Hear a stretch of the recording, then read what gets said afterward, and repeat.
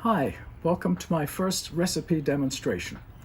I'm not a chef, I'm not a cook, but I am someone who is verging on getting close to pre-diabetic. I do have blood sugar problems, and it's very difficult to find desserts these days. I mean, there are many that say sugar-free, but they've got all sorts of other things in them instead that are just as bad for you. So I decided I was going to have to make my own ice cream, which I love. I'm on a higher fat, higher protein, no carb diet. So this one I decided to come up with after reading about xylitol, which is supposed to be acceptable for those who are diabetic or pre-diabetic, have blood sugar problems, along with stevia as well, which has the same situation. But I find when I mix the two, I have a better flavor. But to start off, I'll start with the vanilla, which is the base for everything else I make. Everything else I make, I use a little bit less cream, but all the rest of the ingredients remain the same.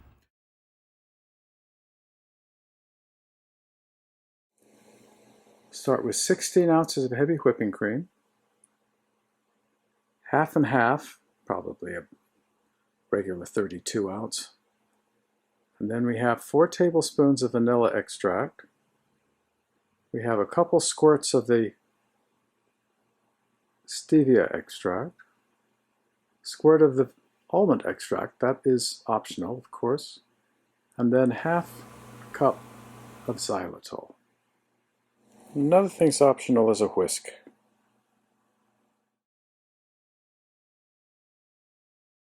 So what we do first is we add the heavy whipping cream, which is 1 pint of heavy whipping cream. You can use any whipping cream you want. I often use Trader Joe's. This particular one is Horizon.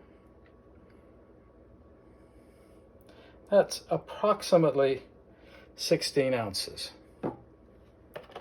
Now what I do, in order to lighten up the cream, so that it's not quite so dense and quite so heavy and quite so rich, is I whip it up a little bit with a whisk. I use an electric one. This is by Braun. It adds air, which increases the volume, which means you're actually eating less per scoop of heavy whipping cream, and it also makes it smoother in the process.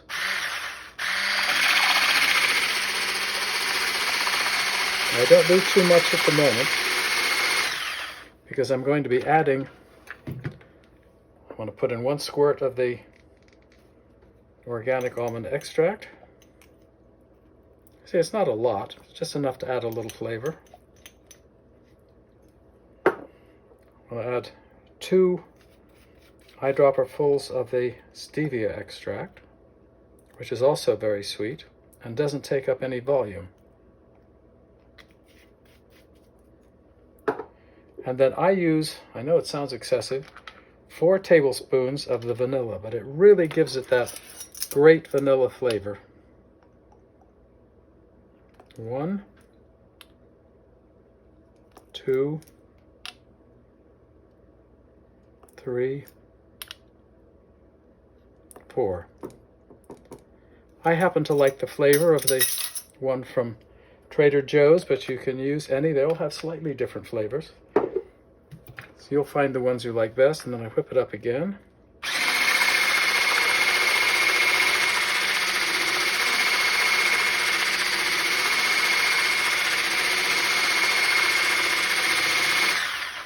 What we don't want to do is make whipped cream. Well, not the traditional whipped cream. When I'm doing some of the others, I don't whip it as much because I might be adding a cup of strawberries, for example, mushed up strawberries. Or with the chocolate one, I have the better part of a cup of crushed chocolate. So then I just add a bit of the half and half, bring it up not quite to the top. I'll add more when we actually pour it into the ice cream maker and it has a chance to churn just a bit. Okay.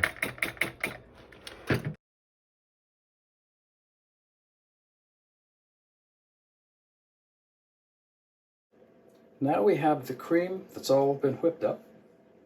We've got our Breville ice cream maker. So now what we need to do is press the power button. set the hardness or softness that we want. I always like mine hard because it never actually gets really hard until you put it in the refrigerator. And we take off this cover, and then we simply pour in the cream.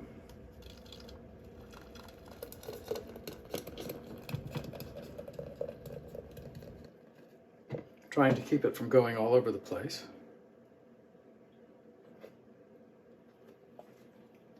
And as you can see, it doesn't actually fill it all the way up. So this is where we add more of the half and half to bring it up about an inch under the top of the churning area. We don't want it to get too high.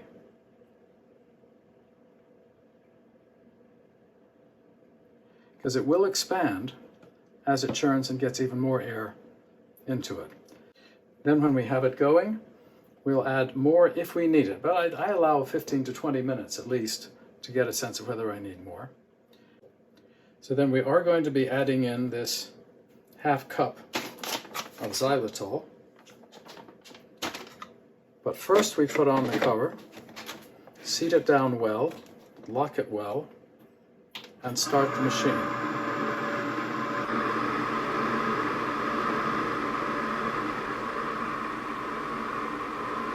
Then I add the xylitol very carefully because I don't want it to get up all over the top of the shaft.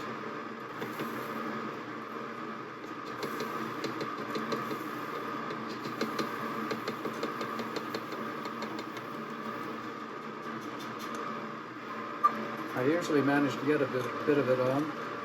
It's easy enough to just brush it off if you do.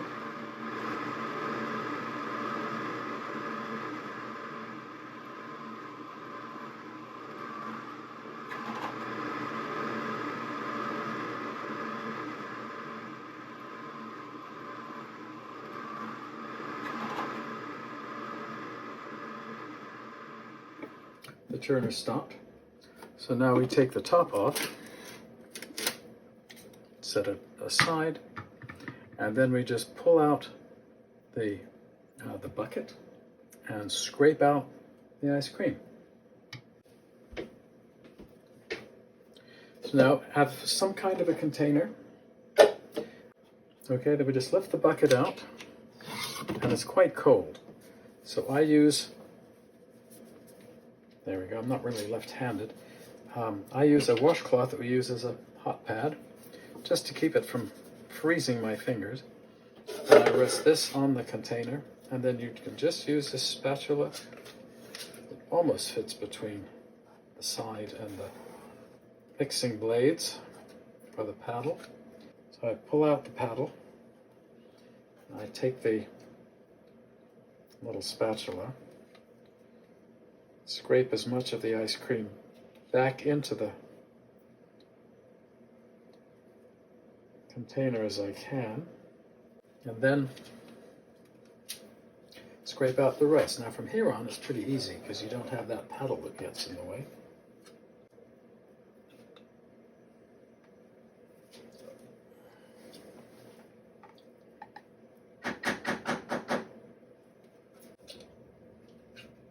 So I like to get every little bit out, scrape it off of that center shaft, just get the last of the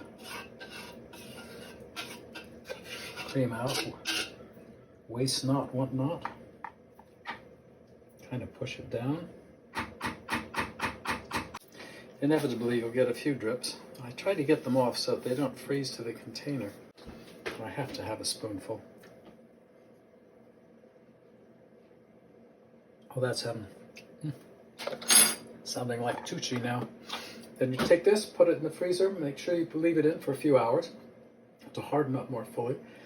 If you really like the feeling of soft ice cream, then you really need to either eat it right away or put it in a freezer that isn't intensely cold. And there you have it. This is your base, or the base recipe I make with xylitol. Those people who are worried about fat, then don't use this. This is a high-fat ice cream. It's not designed to be low-fat. It's designed to be no sugar. So it's good for diabetes, and if you check on xylitol, you'll find that xylitol is a very good sweetener and doesn't react with the body like sugar does. Now that we have the ice cream made, it's been in the fridge for a few hours to finish hardening up. Never gets really hard, of course, because it has so much fat in it. It never really freezes the way regular ice cream does. So here's a suggestion of one way, personally, I really enjoy it, is you can get a berry medley, it's called. We get this from Trader Joe's, but you can find it at most supermarkets. And I just take the berries, sprinkle them on the bottom of the little container here, the little dish, put them in the microwave for about a minute. Of course, it depends on the setting, just so that they heat up, and then it creates a nice juice at the bottom. You don't have to add any sugar whatsoever, or xylitol, or anything else. And then I just take a scoop of the ice cream and put it on top. So I will show you how that looks. So I just put some of these berries, just enough to basically cover the bottom. That's a little too much. The bottom of the bowl, as you can see. Then I pop this into the microwave for just about a minute. Down at the bottom, there's a nice red juice. Now we just take the ice cream that we made, which is hardened up, make a nice ball, as the French say, en boule, and just plop it right down on top. And this makes a wonderful dessert.